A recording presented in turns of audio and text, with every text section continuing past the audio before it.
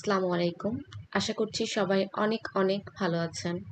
আজকে আমি আর্টবোর্ড টুল নিয়ে শুরু করতে যাচ্ছি আমার ২৪তম টিউটোরিয়াল। আমি প্রথম টিউটোরিয়ালেই আর্টবোর্ড কিভাবে নিতে হয় সেটা আমি দেখিয়েছি এখান থেকে নিউ থেকে।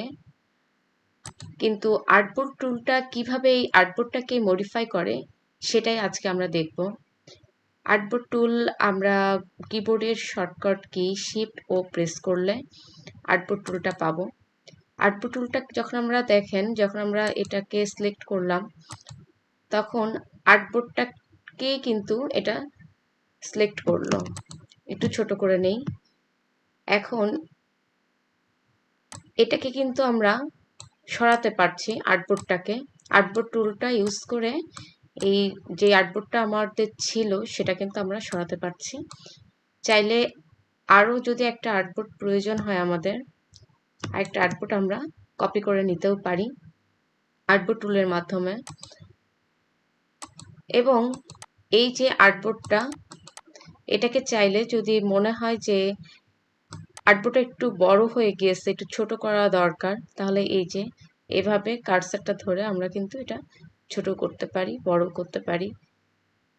যদি আমাদের হাইটটা একটু বেশি দরকার হয় তাহলে এভাবে নিতে পারি, যদি ওয়াইডটা বেশি দরকার হয় তাহলে এভাবে নিতে পারি।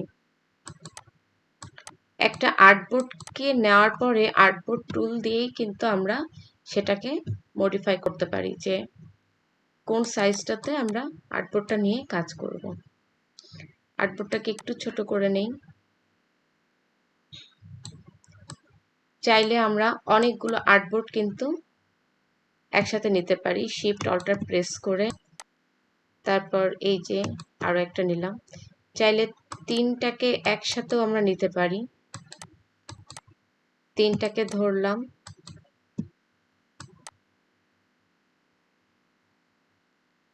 নিচে অল্টার প্রেস করে নিয়ে নিলাম।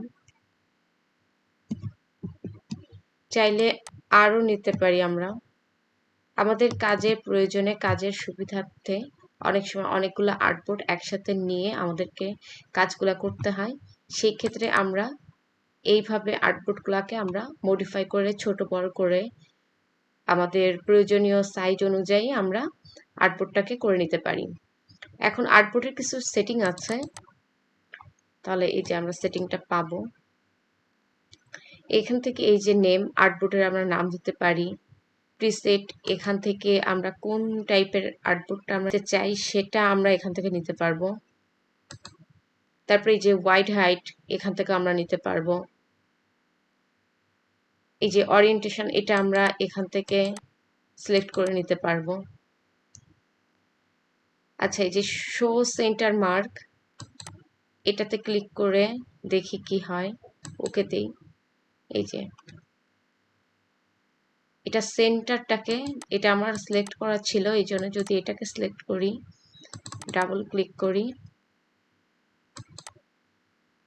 ওরিয়েন্টেশনটা এখানে আমি চেঞ্জ করেছিলাম, এই জন্য এরকম এসছে হাইট ওয়াইট। এটাতে যদি আমি ওকে করি, এই যে এরকম আসবে। এটাতে যদি দেই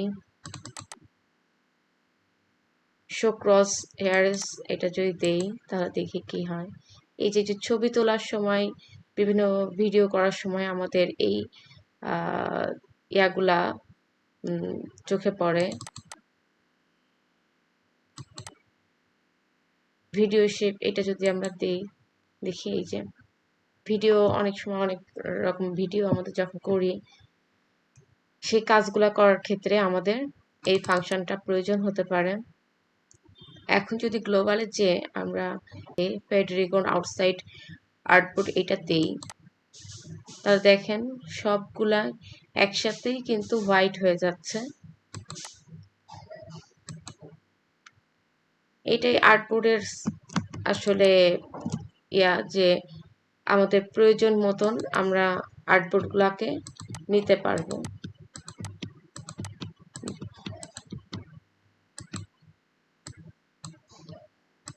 এবং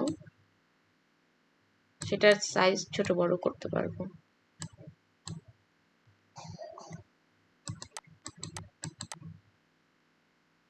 তো এই ছিল আর্টবোর্ডের উপর আমার আজকের টিউটোরিয়াল। ফিরে আসছি নতুন একটা টিউটোরিয়াল নিয়ে। সে পর্যন্ত সবাই ভালো থাকবেন, সুস্থ থাকবেন। আল্লাহ হাফেজ।